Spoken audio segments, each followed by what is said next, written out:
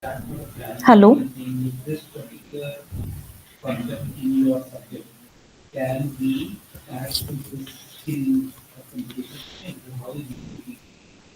Hello. Hello, ma'am. Jai Hind. Good evening, ma'am. Good evening, ma'am. Ma'am, actually, I'm trying to switch on my camera, but on Google Meet, it's not accepting. I'll try to rejoin the call again. Meanwhile, how many teachers are we expecting in this session?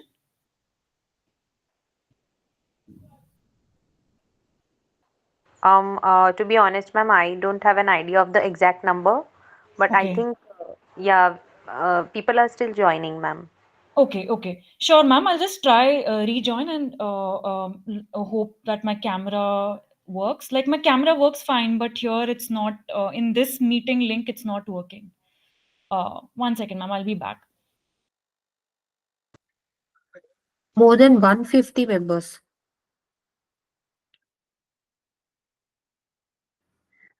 I request everyone to please remove your note takers from here, na?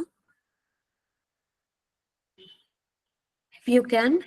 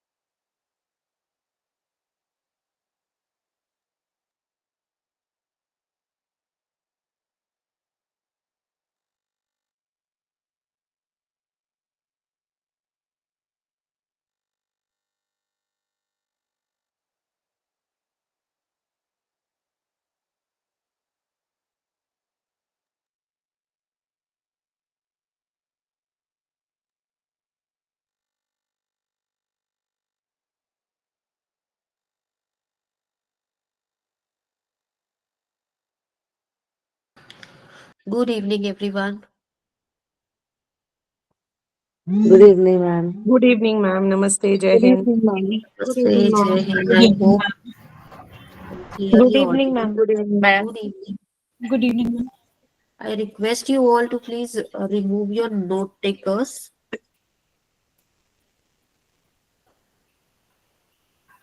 Good evening, Aarti Iyer, ma'am. Hi, ma'am. Good evening. Yeah, good evening. For some reason, my camera is not working here. Okay. Uh, I'm getting a message, Meet can't use your camera. I've tried switching on and joining back again, and no. Uh, is there Jai a? ma'am. Can you check your host settings, ma'am? Like whether. I guess, ma'am, you'll have to check your settings. You must have not given permission to Meet to Ma'am, access this the is camera. not my link. This is the school's link. So if the No, no, whoever has created, for your personal ID, I'm talking about. yeah, ma'am, there's no problem. Uh, Because we all can switch on our cameras. okay, okay. One second, ma'am. Uh,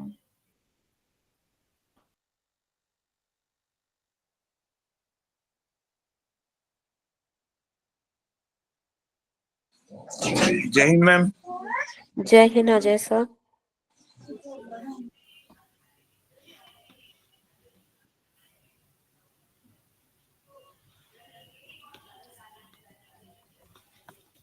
Good evening, Vibhuti ma'am.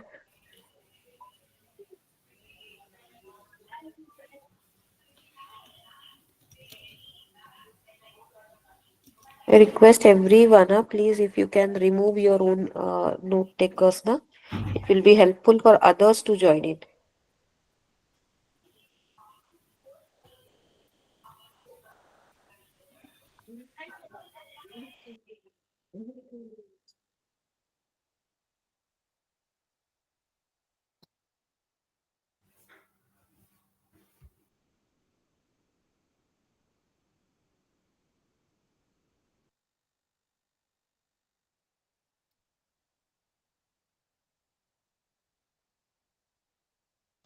um, Hello.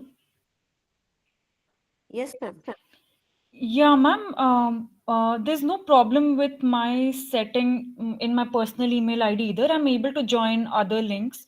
But I don't want to keep the meeting, like keep the participants waiting. So if enough of them are here, can we get started?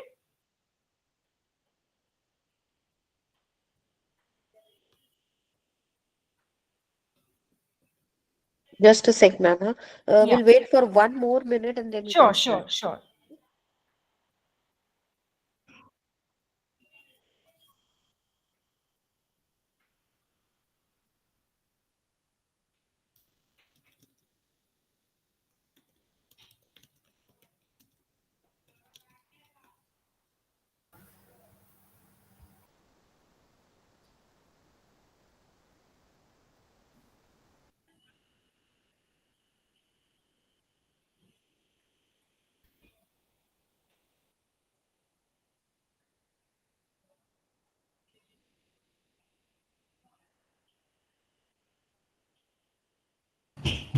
All right, I guess.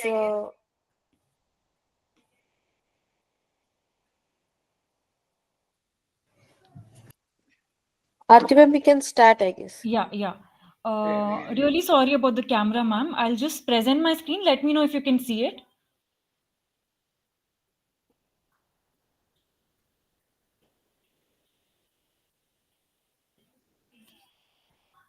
Can you see my screen?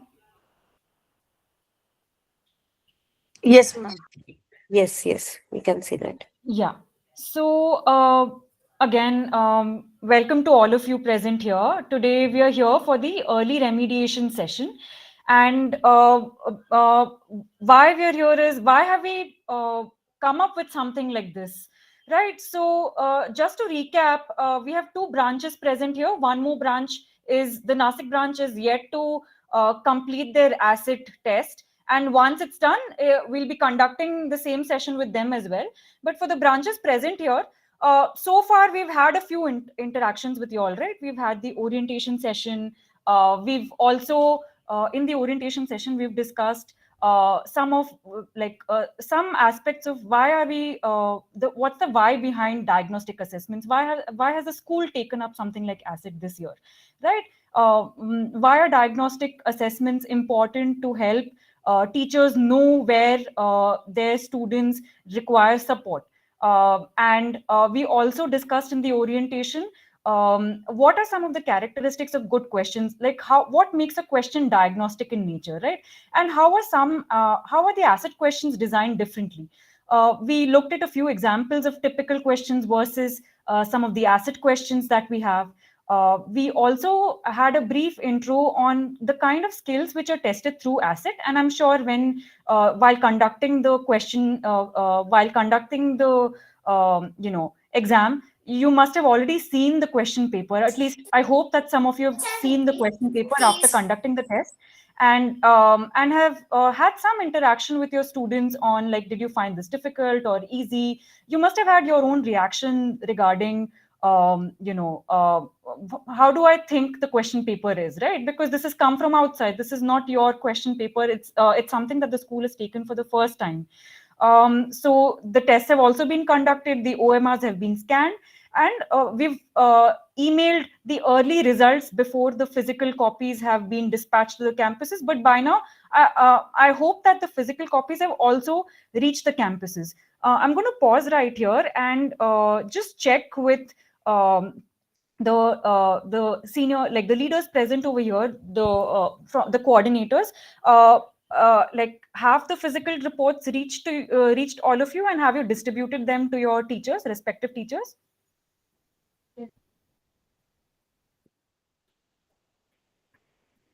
Yeah. Okay, I'm getting a few thumbs ups. Yeah, so I'm really glad this time we've really dispatched the reports pretty early. Otherwise, previously it used to take, the turnaround time was much longer. So we've also improved on our processes quite a lot. And and one reason why we, now that the reports are here, now the question is, now what do we do with this, right? Like there are so many documents which have come, there's an email which has come. What is behind this, and how do we take this forward now that the exam is successfully conducted? Right. So a few things that we're going to discuss in today's session is what's the purpose behind this early remediation report? What does this mean? Why have we made something like this? Why is there a separate link coming in the email apart from the physical copies which have been sent to school? Right? Why are there two reports coming? How do we decode these reports? What information is contained in these reports? And how do we use so this early remediation report is like a workbook. It has some data and it also has some parts which the teachers have to fill, right? I'll introduce all of that to you, but in today's session we are going to discuss how do we use this workbook which is attached to these reports. And one purpose of providing these reports to teachers is like we want teachers to be able to decode the data present inside the reports in a more easy manner. Like this, when there's too much information overload, we don't know how to start, right? So it's very good to have some structure, some tool which will help you make to plan things better, and so that you don't have to remember all the data which is there inside the report. And I would also like to share some best practices of how some of the schools have started using and implementing these reports, so that you also get a few ideas on what you can do with this. So far, so good. Like, can we go ahead? Do you have questions with this so far? And if you can let me know what expectations you have coming into this meeting, like what if this covers some of the expectations or the questions you might have had when you received these reports or when you received this meeting invite. If some of your expectations I've captured, you can let me know. If there are additional points you'd like me to address, you can unmute yourself and maybe speak up.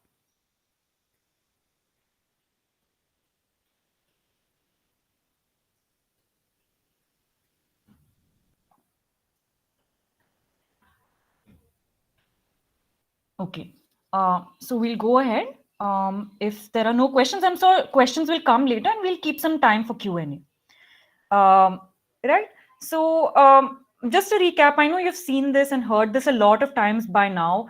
As a diagnostic assessment, ASSET helps you focus on 2-3 aspects. One is how does the school compare with the other schools? That's the benchmarking part. How do we understand concepts? How do we know whether students have understood concepts clearly, or are there any significant learning gaps or critical learning gaps that need to be addressed, right? And what should the teachers do to improve our classroom instruction? So these are the 3 pillars of ASSET: benchmarking, misconception analysis, and improving teacher effectiveness.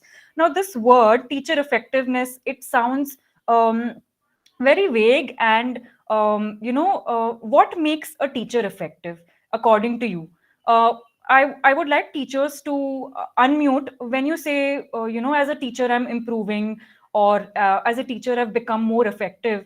What are some ingredients which would make a teacher effective? How would you like to see yourself as an effective teacher? Everybody has different ideas, right? If I'm a teacher, I'll have some ideas on how I would, you know, uh, learn and improve. Yeah, ma'am. Please answer. Yes, namaste everybody. So, according to me, I see my growth in my students. If my students are improving day by day and they are able to express themselves, they're able to solve sums, they're Yeah. able to understand certain concepts and express themselves. So, Okay. that is my growth. Thank So you. you see your growth through your students, right? If ultimately, no matter how you teach, if your students are doing well, if they're understanding concepts, then you're really happy as a teacher, and you feel that you've done a good job. Thank Yeah. you very much, ma'am. Very important point. Anybody else? Please unmute. Yeah, ma'am. Please go ahead.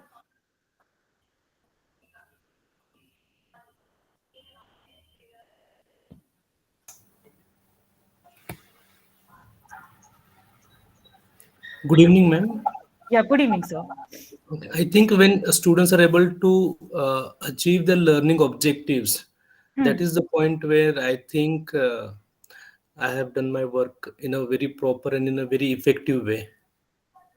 Okay, agreeing with what ma'am said before, like if students are doing well, if they are able to solve questions effectively, or they've understood the concepts. So again, seeing yourself through students, that's like the end product, right?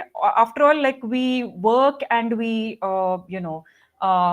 teach for students. We want students to do well.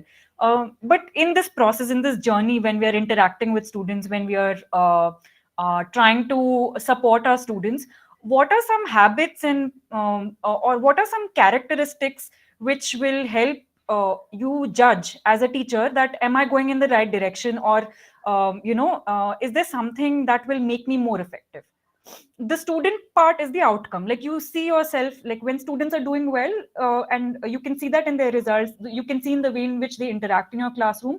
That's an indicator. But keep the students aside for a moment, but then you yourself, like in this process, in this journey, before you've seen the students outcomes or results, throughout your teaching process, like when you go to work, when you plan your lessons, or when you're trying to look at student data, what are some habits or like attitudes or characteristics which you would say will help you become an effective teacher?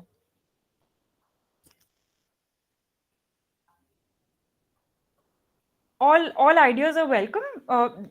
This is just we think about this in our profession, right? What would make me better?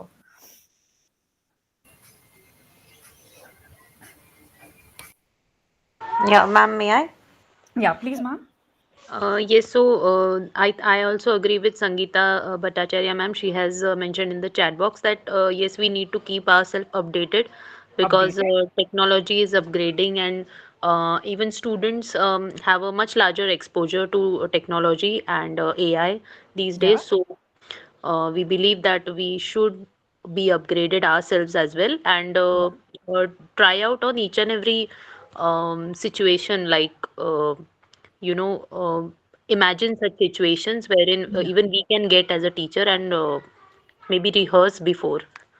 So anticipate problems, anticipate new changes which are coming up, be upgraded with either it's technology or maybe the new assessment patterns which are coming up, new ways of teaching.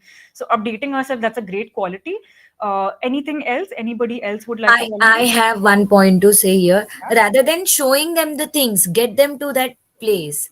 I mean, don't Okay. give them, even an effective teacher can frame a questions in such a way Yeah. she will facilitate it to there.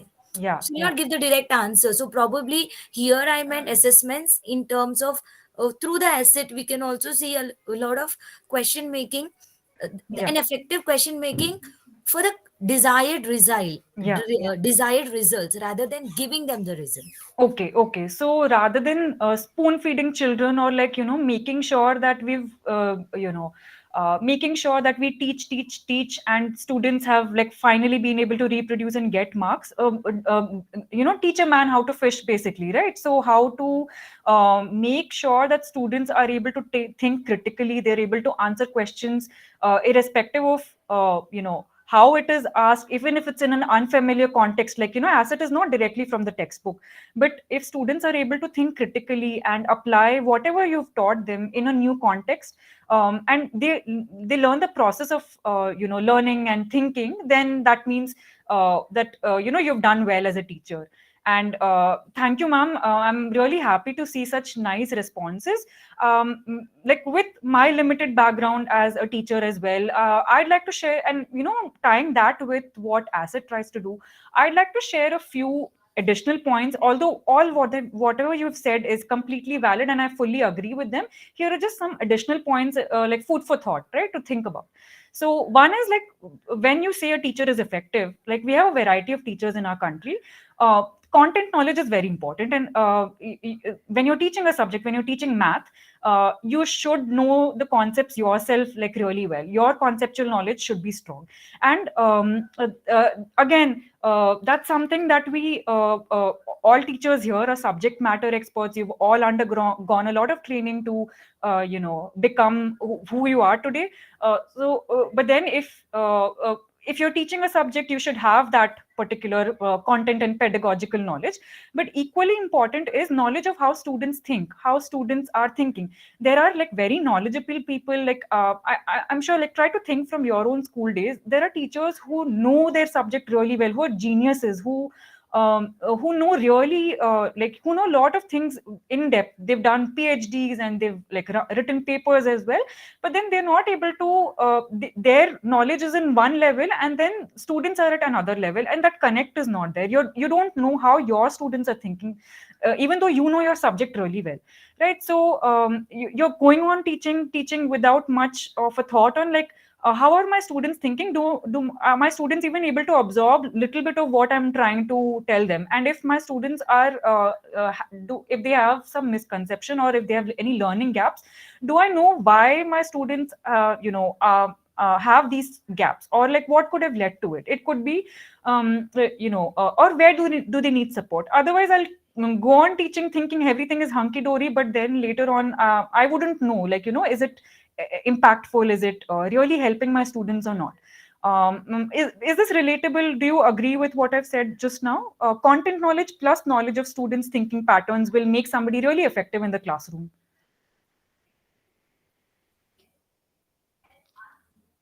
Yeah. Yes. Yeah, thank you, ma'am.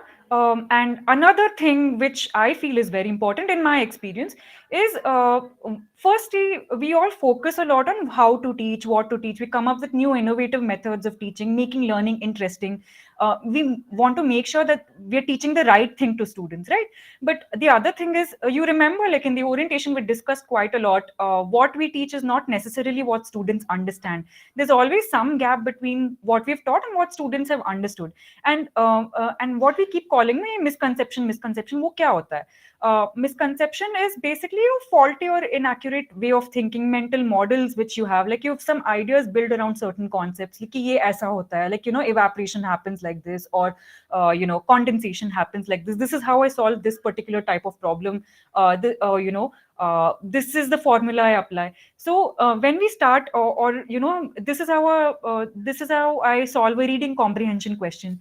Or like these are the grammar rules which I have. So when students learn so many new concepts, they form certain mental models. This is how I think about my world around, or like the concepts around me, like whatever I'm coming across. So one thing is that you teach the right thing, but the second thing is to make sure that students don't absorb the incorrect thing. So uske liye thoda like how छानना पड़ता है. You have a sieve. You're putting right things, but you're also removing the misconceptions and learning gaps, and you're making sure that even though you've not taught the wrong thing on purpose, right?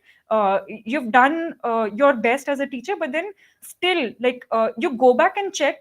Have students misunderstood something, and are there any misconceptions, and making sure that we are going back and tackling that as well, right? So this is another thing. This is connected to the previous point as well, like knowledge of students thinking patterns, knowledge of students misconceptions, making sure they don't go away with they don't leave my grade before they go to the next grade. These misconceptions and learning patterns should not compound if they are leaving my class. The final point is a good teacher is a good learner. All of you said that upgrading myself, adapting to new technology, adapting to AI, learning about data. So many ways in which you can upgrade yourself. But the crux of all of the points which you said is like a good teacher is also a good learner. And what is a good learner? What does learning mean? Learning means that you're getting knowledge from a variety of your sources. Whenever you get some knowledge, you reflect on what's working, what's not working. You fail multiple times. Even if you've failed, you don't give up. You you adjust your approach, you try again. There's a lot of trial and error involved in learning. Learning is a continuous process, right? You don't it's not a linear process where ye hua, ye absorb kiya, and that's it, I have learned everything. So learning involves a lot of adjustment. So when you say a good teacher is a good learner, that means whatever knowledge that you have about your students, or your approach, your pedagogy, like the systems and processes which you have in your school, um, you have a process of reflecting on what's working, what's not working. You're adjusting your approach. You're not fixed to this one model or template ki main aise hi padhaungi. There are many teachers who, for 20 years, the same way of teaching, there is no change. The content, the textbooks often also don't undergo that much of a change. The chapters don't go under, like the syllabus keeps changing here and there, but then the overall approach, you've perfected your technique in such a way that you're perfect at teaching that, but then there's nothing new that's happening. There's no creativity. So a good teacher is something, I believe is that a good teacher at whatever age or experience level that you are in, whether you're a new budding teacher or somebody who's very senior in the department, all of us should reflect on, all of us should be good learners as well. Only then our students will also develop those sort of habits. So I hope this is something that resonates with you all. If so, you can give me a thumbs up, and we'll move ahead. Thank you. So now when it comes to reports, right, we've dispatched the reports, both the physical and the online version of it. One thing which as a teacher it would come to my mind is like, ek to asset papers, if you've noticed, there are multiple skills which are tested in your in your report. You will see there are lots of skill names which are mentioned, and we discussed some of this during the orientation. And depending on the subject and the grade level, there are 40 to 60 questions in that question paper. And the reports are also quite detailed. There are lots of pages in that teacher report. So if I could focus as a teacher, if I could focus on two things, two aspects, what would be the most important piece of information for you as a teacher? Could somebody unmute and answer? So look at the first prompt over here. Asset has multiple skills, multiple questions. If I could focus on two aspects from the report, what are the two aspects which I would focus on?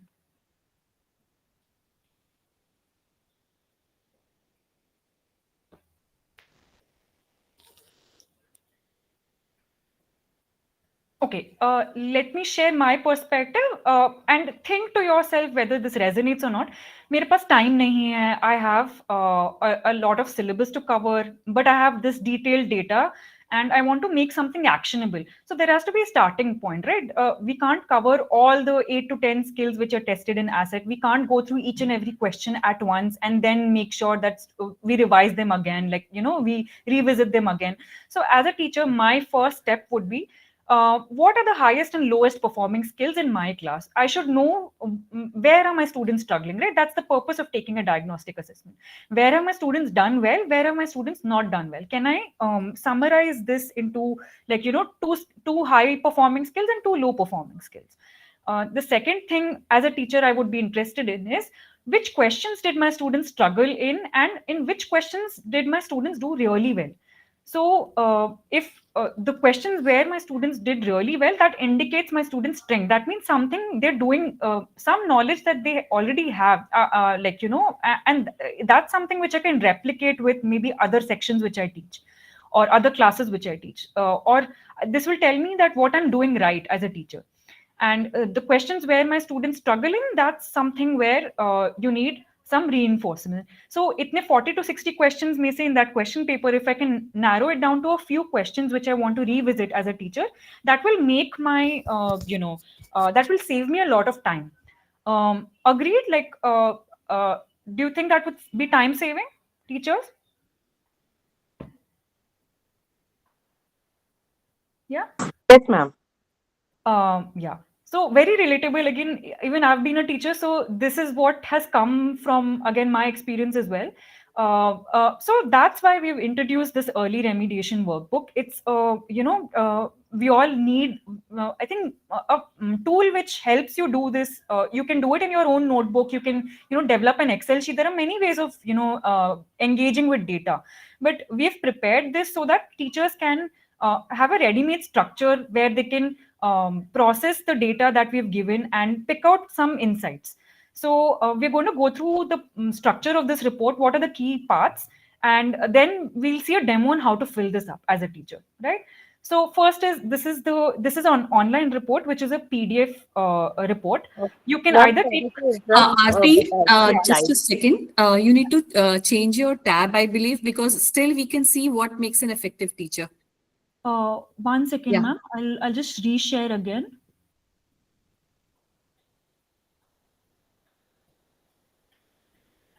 So I think we have received the reports in Nagpur and Hinjawadi, other places. As soon as your exams will be over, you'll get the reports. So it will be a great help once you go through this. It will help you to review the reports that you receive and read them better.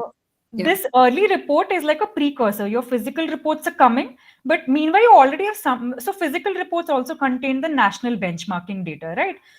The nation's performance, and that benchmarking aspect is covered in the physical report. But So two already- schools have received, Aarti. Two Okay. schools have received These the two hard copy. of schools have this. received. So we've discussed this. Are you able to see my screen now? Yes, it is visible. Yeah. So now this is what the early remediation workbook looks like. I've just put up all the pages. It's a PDF report. And when you open the link, it's a zip file. So when you open the link, each class and subject will have a customized report. So this is how even the physical reports, each class, so 5A math will get a math teacher will get a report, 5A English teacher will get her individual report. So each teacher who's teaching whichever combination of classes and sections will get individual reports, right? And the data is customized to that at a section level. So this is the PDF version that it looks like. Let's go through the different parts. So the way to fill this up is I can either take a printout and do this. Otherwise, you can open the copy and you can open this on Microsoft Edge or any PDF reader that you have. And usually any PDF reader has a text box button. So you can use that text box button and just type in your name or like whatever sentences you want to write here. So if those of you who are not comfortable can also take a printout of only the fillable parts, and you can refer to the online copy to save paper. Otherwise, you can take a printout, however you're comfortable. Many it depends from school to school. So this is my report. I'm a 5A mathematics teacher. This is my report. I've filled in my name. I've personalized it. The first page of the report is this page, which contains the skill. This contains the name of the subject, the section, the number of students in my class who took the test, and the skills along with the question number. Now, to do this exercise, you will need the question paper. I'm sure all of you have certain copies of the question paper left over in the library. Like there are extra copies which are usually given to the school. Please collect the copies of the question paper from your coordinator. So make sure when you are filling this report, you also have the question paper with you. So against each skill is mapped to certain question numbers, and the section's performance is given next to it. So what's the percentage of like of the correct answers, and that makes up the average for that particular skill. In the 4-5 questions which have been tested on this skill, what's the average performance? And also below this, you already have the highest and lowest performing skills mentioned, so it's already marked. So this is the bigger enlarged version. So these are my skills. These are the questions associated with this. And this tells me what my average class performance is. And below you can see in brackets, you can see the percentage. So in this class, applications in daily life, money, time, calendar, this is one of my strongest skills, and that is at 55%. And the lowest skill which I have, the next strongest skill is at 50%, which is number sense. And then my lowest skills are problem solving. So it's interesting to note that application in daily life, my students are doing well, but in problem solving, they're not doing well. And the average is 38%, right? 38.8. And uske niche, fractions is something that students are again really struggling in. That's the other low performing skill. So at a glance, this tells you what your class range is, right, for the skills which have been tested in ACID. Right, so from 39, 38 to 55 is the class range. So now this page tells you, this is like the student performance table, and it also has the answer key. So the top row tells you, so it looks something like this. So this is your student list. We've blurred this to anonymize the student name, but your classes, student list will be published or put up over here. So the vertical column which has been circled here, it shows your student name. Now this row over here shows the question number and the correct answer. This is the answer key, right? And then this this part, where A, B, C, D and tick marks are given, this shows you for each student and each question what is the answer which has been selected. So student number 1, if you go row wise, you can see for question number 1, her answer is option A, whereas the correct answer is option D. But wherever the child has answered correctly, for example, student number 2 has answered A, B, C, like 1 to 7 question that student has answered correctly. So if a child has answered the question correctly, a tick mark will be given, and if they've answered incorrectly, the wrong answer will be mentioned, the incorrect option. Right? This already tells you against each student and against each question what is the response distribution of my class. What have students selected? Right? And at the end of this table, after all the question numbers are listed, you can see the score, the raw score of your child. So out of 40, how much has this child got? So you can see that student 1 has got only 6 marks, 6 out of 40, whereas student 2 has got 34 out of 40. So this helps you understand who in my class is doing well, whereas which are the students who need support. You can mark those students' name over here in this table, right? And then at the bottom of the table, you can see what is your section's performance. So 5A's performance. And below that, you can see what's the percentage of school students answering correctly. School students means all the sections combined. So 6A, 6B, 6C, or 5A, 5B, 5C, all the sections combined. So you might notice some differences. So for example, in the first question or the second question, your section's performance is 55%, whereas the section average is 45%. That means my section has done better than the overall section, overall classes.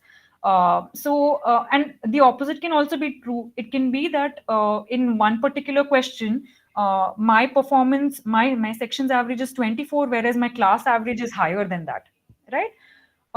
So far so clear. We have understood the parts of the report. It's just skills and the student performance. Now, how do we use this? Aarti, we have Yeah. 2 hands raised from the team. If we can take Yeah, ma'am, please unmute and ask your question. Yeah. So this I wanted to clarify. Yeah. You've said percentage of section students Yeah. answering correctly.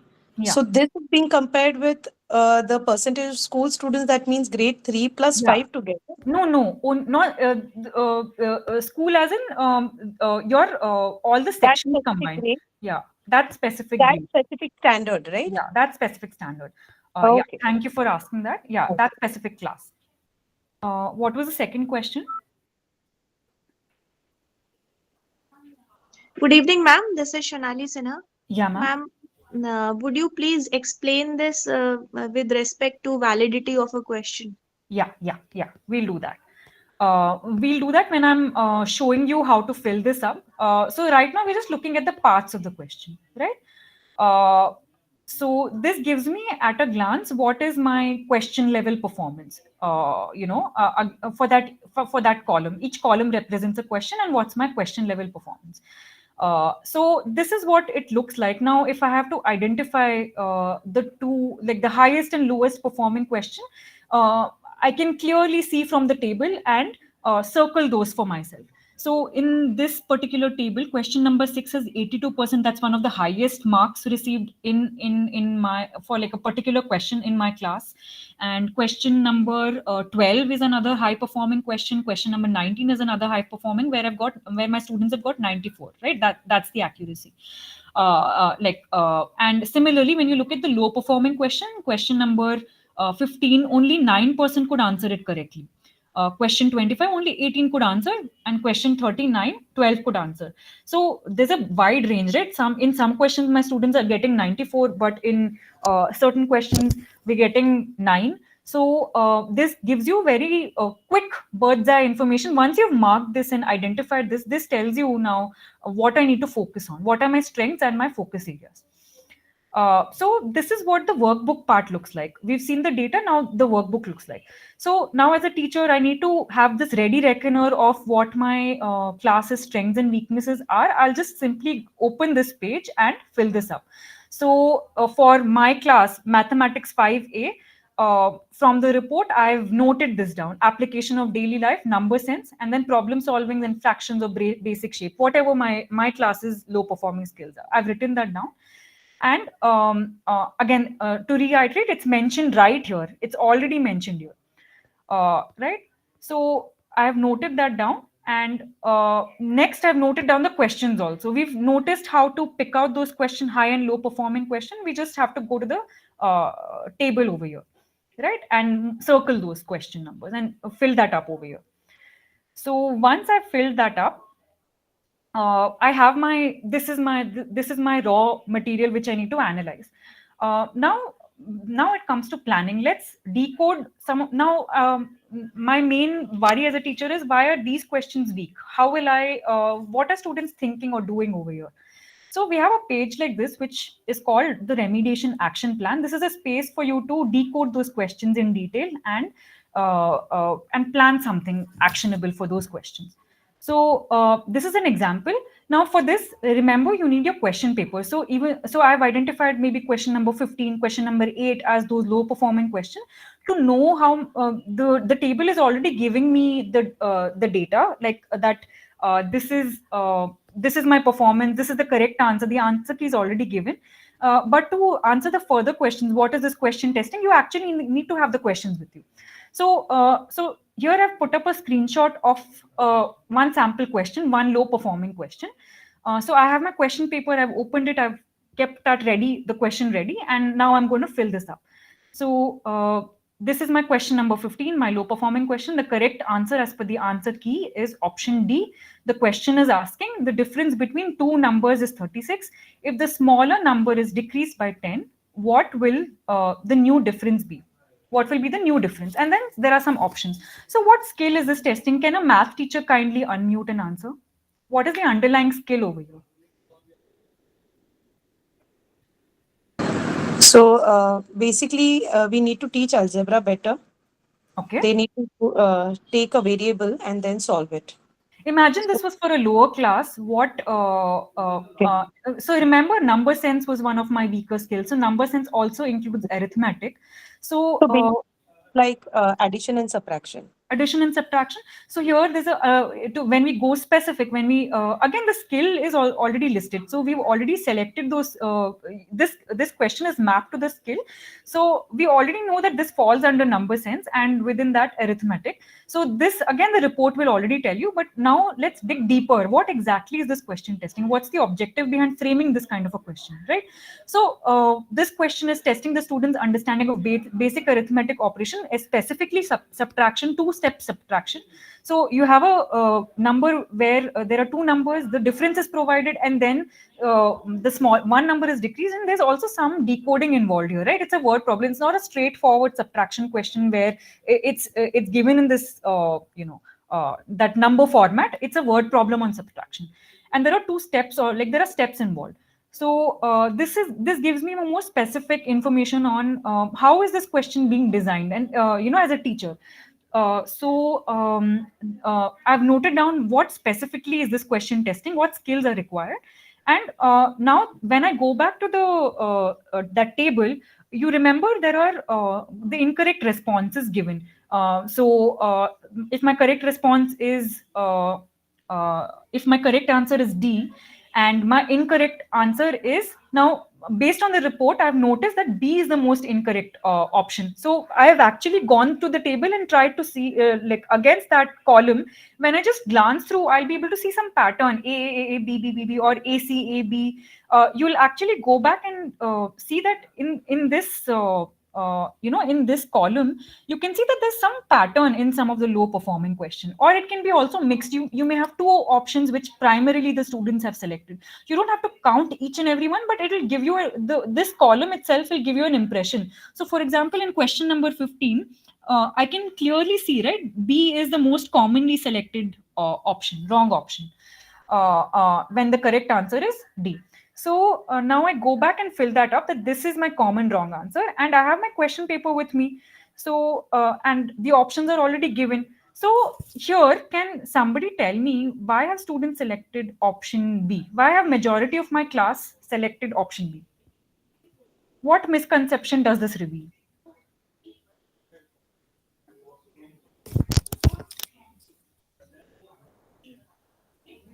Anybody? Math teachers? Or even the others can answer. It's a very basic subtraction question.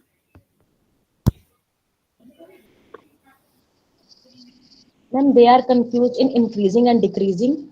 Yeah. So they have looked at this word decrease and directly they have subtracted 36 and 10 and got 26. But then that's not what the question is asking, right? The misconception here is students have not been able to decode the question. They've directly gone by this keyword decrease and then they've done that. But then when you actually solve this question, there are two numbers. Two numbers are there. The smaller one number you've decreased by 10, whether it's smaller or bigger, forget about it. One number you've decreased. Then what will be the new difference? Will the difference increase or decrease? It's a very intuitive understanding. So students can again, they don't need to know algebra to solve this, but the way in which you understand the relationship between the subtraction sign, the equation, the equal to sign, and what's happening one side, if one number you decrease, what will happen to the difference? Will it increase or decrease, right? That's an algorithm. And again, when a similar question can be asked with division as well, like if you decrease the denominator, with the resulting number increase or decrease, right? So that is a skill which students need support on. So now if I know that this is my problem, this is where students are making mistake, they're they're going about it, the procedural knowledge that they have, very just underlining the keywords and doing the first thing that comes to their mind without decoding what the question is trying to say. That's the error over here. So how will I address this as a teacher? What activities will I do, or what approach do I need to really pay attention to as a teacher? Any recommendations, any suggestions which you all have? What training would you need to give to your teachers so that this is addressed? So, ma'am, may I? Yeah, please, ma'am. So we can actually give solved examples. I mean, we can show a few solved examples. Yeah. And we can tell them to observe and find out what has happened. Like similar, if I give similar kind of Similar three example. problems, write it on the board, ask them to observe, and then through constructivist approach, tell them, give them such hints where they will observe that, okay, on the left-hand side, the one number has been decreased here. So that is the similarity. Okay, now observe what's happening in the solution part. So what's happening in the RHS. So that way we can, help them to develop the logic. Yeah. Great suggestion. Again, each teacher will have their own approach, right? This is one idea. And then when you think some more, you'll get more ideas. You again search on the net for some more ideas, you'll get a third idea. So a few points are given here. You can be very creative over here. One, what I would do is to firstly help the students to carefully read and understand the problem. Are students even understanding karna kya hai ye question mein? Because students are directly decreasing. How can students explain this problem in simple words? What have they understood from the problem? I'll question the students a little bit. I'll, probe them. Then once I'm able to understand how students have, interpreted this problem, I'll try to, like you said, constructivist approach, helping them break down the problem, giving more examples of ye solve kaise karna hai. So helping them break down the problem into steps. I'll write this down on big letters. The difference of two numbers is 36. What does that mean? How do you represent that, this statement? So this statement will be converted into, a sum. Then also visually, I can use some, if I have to do an activity, I'll use blocks or number line chart. If I have a math lab, I'll use some of these tools, or educational toys to represent the numbers visually and help students visualize this problem and then solve it. So this is the step-by-step way in which, now again, you can go more detailed. This is just in the small space you've written 2-3 steps, but iske andar bhi you can flesh out. I know you have your own format, how you do lesson planning. This is not a one-page lesson planner. This is just a quick impression that this is the question, this is the testing objective, and this is a misconception. This is why the misconception came. Like, this is why students are going wrong, and this is what I'm going to do. Now, next to this, you can make your own notes. Look up some, you might have to plan some resources. You might have to arrange for blocks, or get it from the lab. You might have to print out some things. So those are your resources for further planning. But at least my starting step is done. Ki mujhe pata hai, I need to address this. So now there are there's space provided for 2 more questions. Now this is just a starting point. So 40-50 questions hai, usme se sab nahi kar sakte, to at least like 2-3 questions which my students are the weakest in, definitely I have to revisit them in class. Otherwise those misconceptions will compound. So now once you've decoded the question, what do we do next, right? Decode kiya. Now it's not the planning should move into implementation, right? It should finally translate into classroom transactions. So once you've decoded the question, there are a few suggestions that we've given on what are some things which can be done with this analysis. One is you revisit the low performing questions. You revise 3 questions in your classroom. You discuss them in the classroom. Another thing which you can do is the asset report, the physical copies of the report, which is more detailed than this early remediation workbook, also contains some practice questions in the weak skills which have been identified for your class. So you can assign some practice questions from the Teacher My Book when the reports come out as a worksheet to your class. The other thing you can do is you can plan a mini lesson. You can go about it in a very detailed manner. You can do some activity with that. You can have a department level discussion or a discussion with your colleagues on how do you teach this better and extend this further. And you can add your own steps on, how do I make this actionable? There's a date column mentioned next to this. Varna paper mein rehta hai ki haan humne plan kiya hai, but classroom mein ultimately, like, what have we done? When have we done it? So this helps you track ki maybe by next Tuesday I should finish this. Or it can also align with your syllabus. So currently if I'm teaching, my exams are coming, or the year end is happening. So if I'm doing area and perimeter is my weak skill, so I can sync it with my current syllabus and put the date accordingly. That in this week or this date when I'm starting this portion, I'm going to revisit this. I'm going to use this question in my class. Otherwise, even if your syllabus is not syncing, you can still take out some time and revisit these questions so that next ये आगे जाके ये problem increase नहीं हो. At least these can be revisited. So if there is anything to make it actionable, it has to be time bound, and there has to be something very specific that needs to be done. Otherwise, it remains on paper. So these are some suggestions we've given. So as a teacher, I can choose whichever 2 things which I feel I can do very realistically in my class, and full autonomy to you all. Like what effort do you think you can put in with the time that you have with your schedule? And by when can you complete it? So this is a template to plan your action steps, right? So that was pretty much it. And then there are a few more ways. So you've implemented these steps, and then how do you measure whether whatever you've done, whether the activity that you've done, has it been successful or not? So there are 2-3 ways in which you've done the remediation, and then you retest, you recheck whether your remediation or your interventions have worked or not. One suggestion is you can conduct a quiz again. You can retest the question again after a few months. You can include X number of questions that retest this concept in your next class test or in your internal assessment or your unit test, so that you can measure your success. And you don't have to wait for the asset test, which comes in next year, to get that feedback on whether my activity or my intervention has been successful or not. Finally, we have this QR code in the report itself. We have a QR code which mentions asset solutions.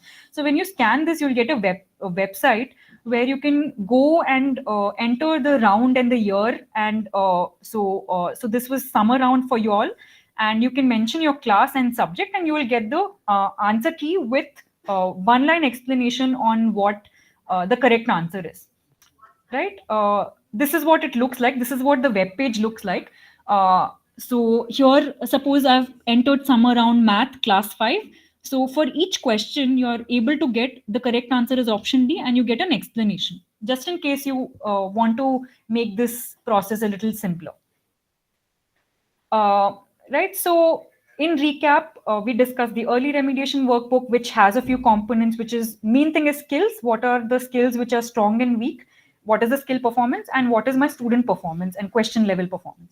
There are some parts which need to be filled, the key observation section, and your actual action planning for low performing questions, and some next steps on what can you do forward, do after the analysis.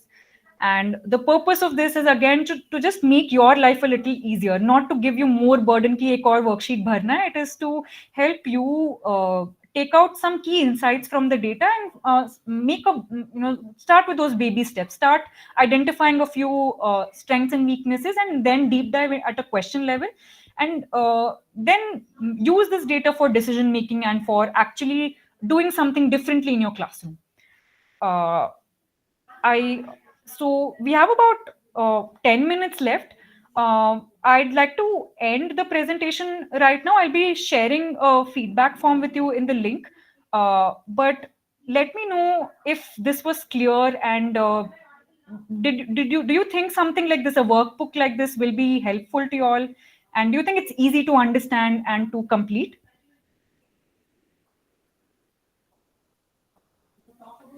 Yeah, Aarti ma'am is giving a thumbs up.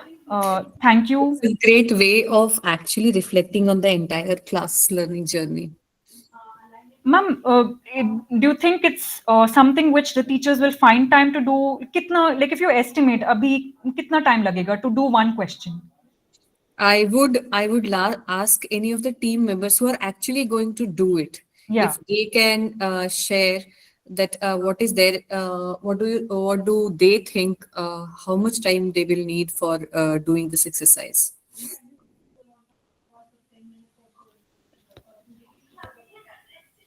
Anyone can share.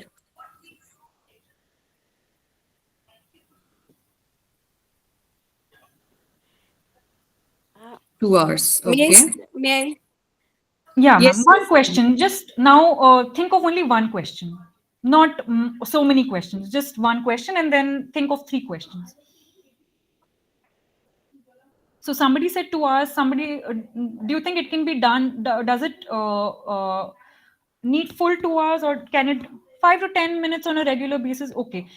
So quickly, like when I have everything ready with me, like we had that question paper, the question with me, and the format with me. I had my results with me. Initially, it will take me some time to gather all of these materials together. But when you start getting to do this, then it won't take that much time. It'll in my discussions with schools, when I've asked teachers kitna time laga, was it overwhelming?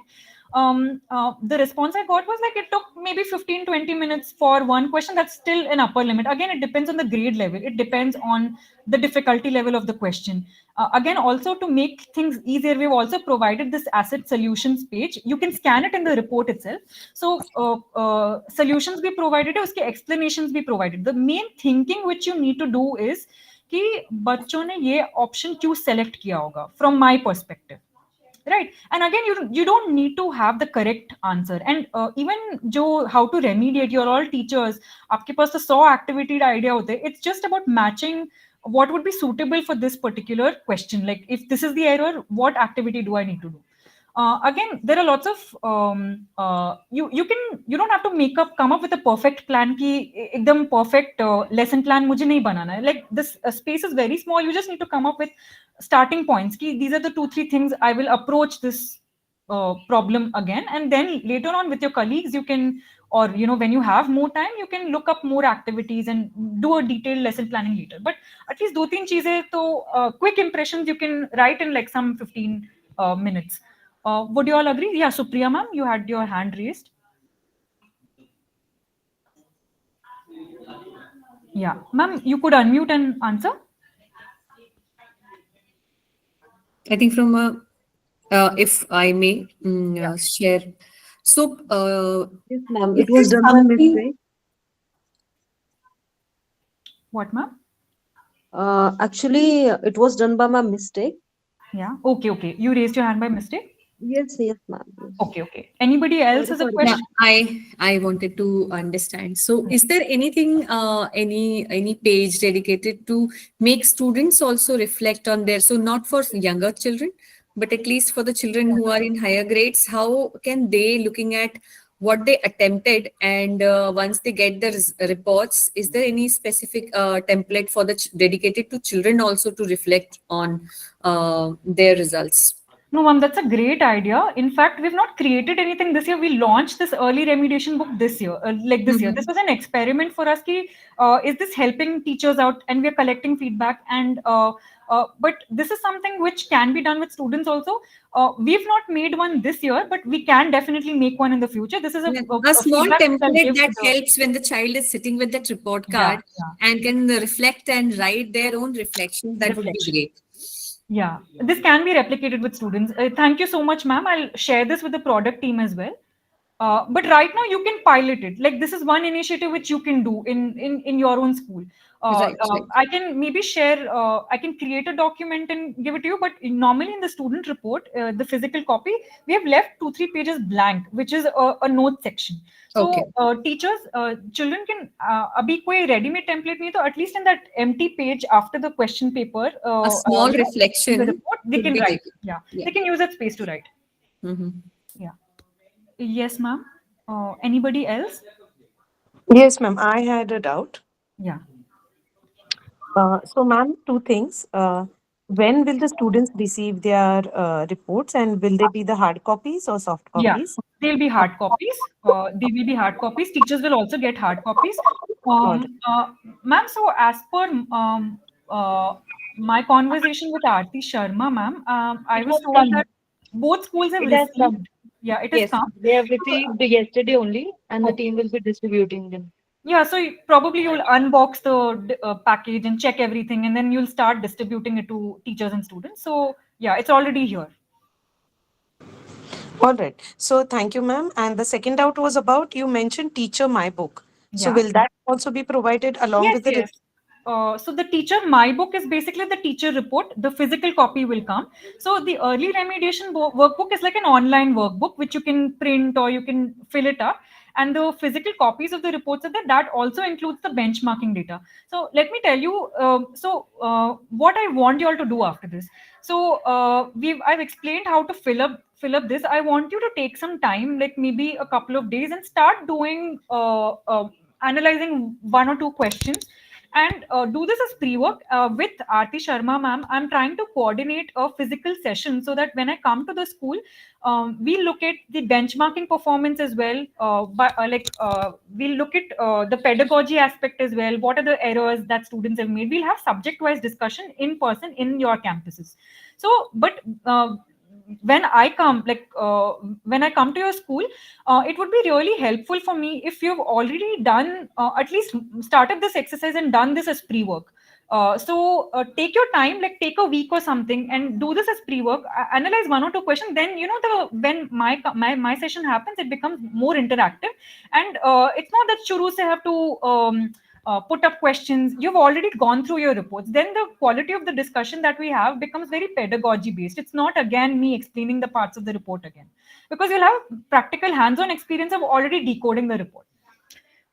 So we'll be scheduling a in-person physical session in your campus, and then we'll have subject-wise or discussions, on the pedagogy, on more remediation strategies.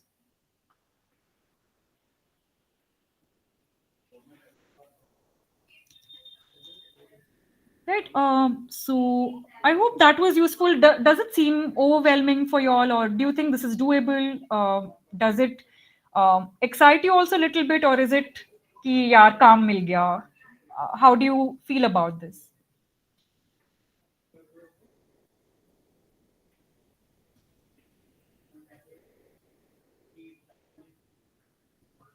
Smita ma'am, your my microphone is off if you are saying something. Smita Jain ma'am. Yes, ma'am.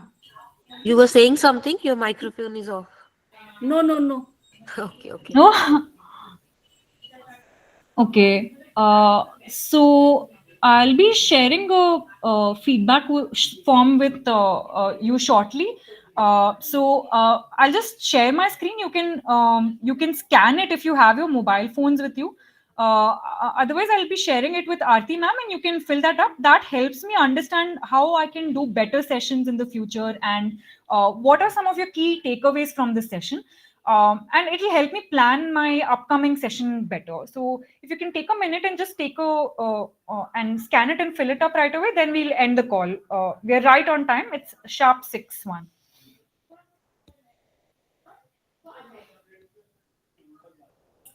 Thank you so much, Aarti. You explained it quite well, and I think this stepwise into the way you have given the data reading steps, it's quite helpful.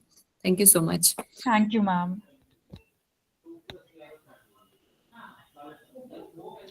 Are you all able to scan this?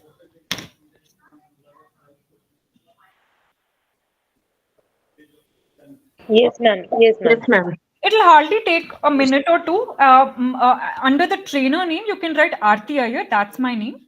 And